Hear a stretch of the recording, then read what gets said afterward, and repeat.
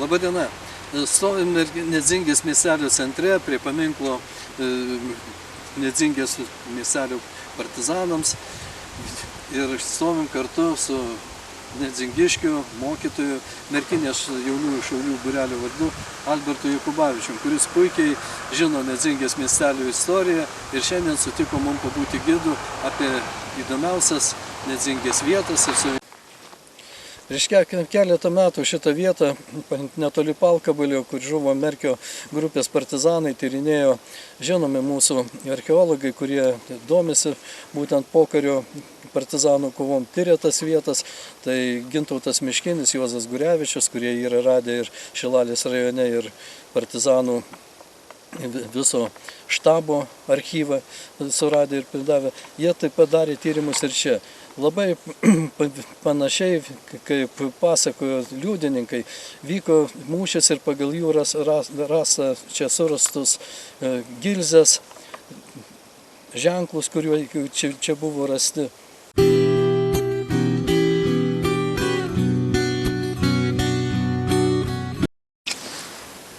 Iš NKVD KGB archyvų.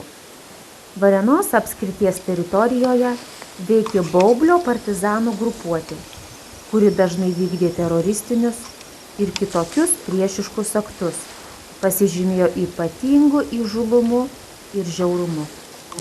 Tarp šios grupuotės pagalbininkų buvo vado patikėtinis Petrauskas, kurį Baublys nekartą buvo įžeidęs.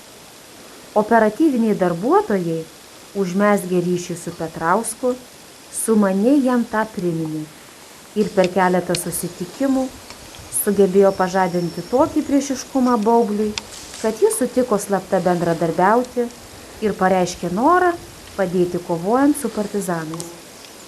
Jis nuodugniai papasakojo Baublio grupuotės slėptuves ir jų apsaugos sistemą, kurios trūkumas buvo tai, kad naktį partizanai bunkerio nesaugojo, manydami, kad kariuomenė puola tik rytą ar dieną. Pasinaudodama tuo, operatyvinė karinė grupė tyliai 2 valandą nakties užblokavo bunkerį. 11 partizanų su Baubliu priešakyje buvo netikėtai užklupti. Per keletą minučių raketų apšviestoje teritorijoje Baublio partizanų grupuotė buvo likviduota. Mes stovim dar prie vieno bunkerio, kuris irgi buvo žeminės tipo, tai Baublio Merkio būrio bunkeris. Čianais žuvo 10 vyrų kartu su savo vadu.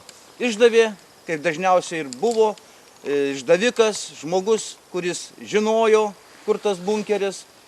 Ir kada jisai vedė jau parodyti NKVDistams, stribam, kur tas bunkeris, jisai kelis kartus netgi praėjo pro kitą vietą, kadangi čianais yra tokia kalvos aplinkui, labai panašios. Tai, kaip pasakoja liudytojai, to bunkerio nerado, bet vienas iš kariškių užsikabino už antenos. Ir tada jau supratė, kad kažkur tai turi būti bunkeris.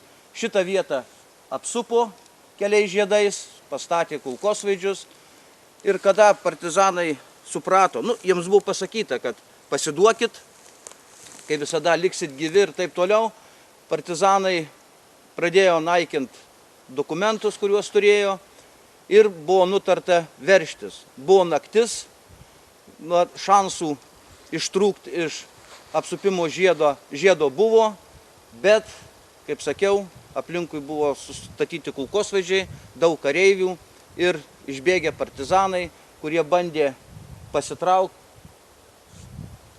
visi žuvo. Nežuvo, kaip manoma, Merkys buvo sunkiai sužeistas.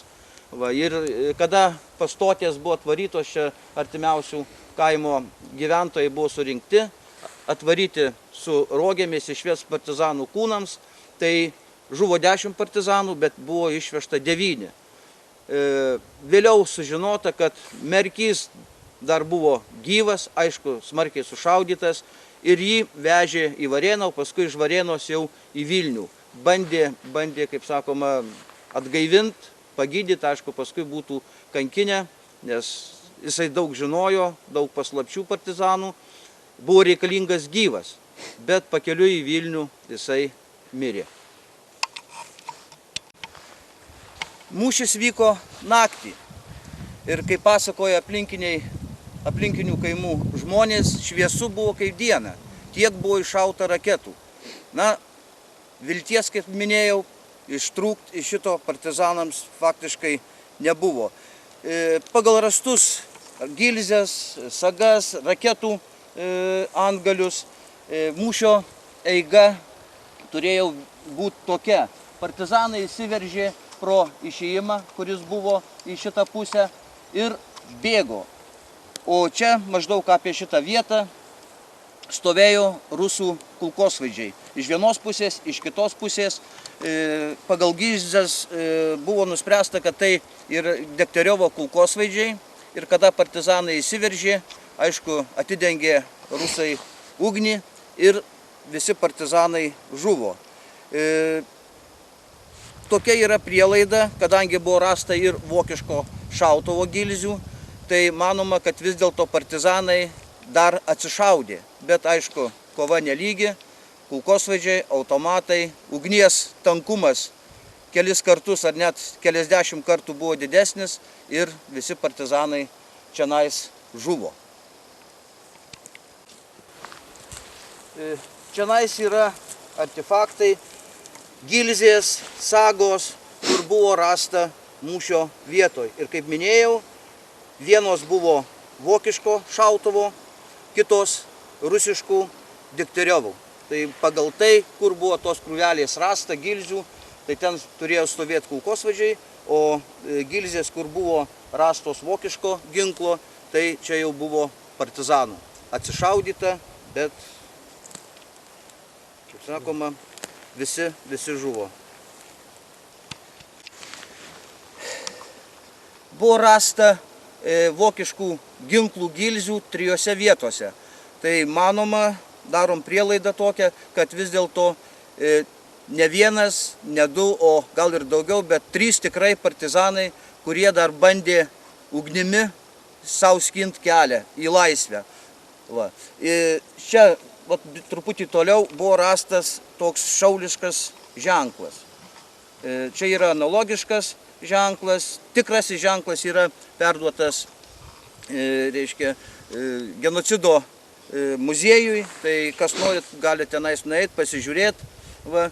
Nuotraukose tokį ženklą nešiojo Merkys. Tai turbūt tai ir buvo jo ženklas. Kaip jisai tenais atsirado, gal kulka numušė, gal pats numetė bėgdamas, neaišku, sakoma.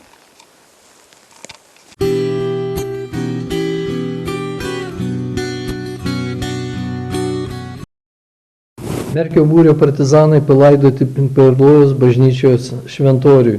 Šie atsigulė amžinai, nors 50 metų jų kūnai buvo užkasti prie Varėnos geležinkelio stoties netoli ir gerą kilometrą geležinkelio rūsy užpilta smėliu. Atgimimo laikotarpiu teko daug bendrauti su Adolfo Baublio Merkio žmona Ona Baublienė ir jų sūnum Vytautu. Ona Baublienė kaip politinė kalinė Kazachstane kalėjo kartu su mano brolio žmonos mama, todėl visada gerai sutarėm. Ji tikėjo, kad jos vyras gyvas, nes tarp žuvusiųjų prie Palkabalių jo nebuvo. Tikėjo, kad sugrįš, laukė ir todėl visą laiką gyveno šeimos žemėje išlikusioje pirtyje įrengtame būste. Kartą atvykę iš Amerikos žurnalistai paprašė mane supažindinti juos su kuo nors iš gyvų išlikusių partizanų ryšininkų. Ona Baublienė juos išvijo iš savo kiemo žodžiais, kad jūs ir jūsų kojos čia nebūtų. Visą laiką po karo per radiją raginot mūsų vyrus eiti kovoti į mišką su okupantais, žadėjot ateit padėti išsivaduot, melavot, apgavot, neatėjot, o Lietuvos vyrai žuvo.